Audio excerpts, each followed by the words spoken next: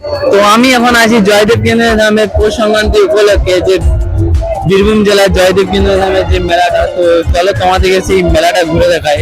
এবং শেষের দিনে বীরভূম জেলা মা গঙ্গা পূজন বয়ে কেঁদুলির মেলা। দেখতে পাচ্ছ যে পরিমাণে জয়দেব কেন্দ্র ধামে 2026-এ এইবার পূজন বয়ে কেঁদুলির মেলা। কত কানা খোড়া বাউল সাধু, কত কানা খোড়া বাউল সাধু করে বসে থাই গমন সে থাই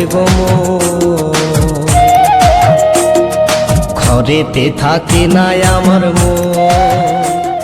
তোমরা জানো কিনা জানি না, বাট আমাদের গত 3 বছর ধরে শ্রীপুর গ্রাম থেকে এই জয়দেব কেন্দ্র ধামে এক আখড়া পড়া হয়, যেটা শ্রী শ্রী রাধা মাধব সেবাশ্রম নামে পরিচিত।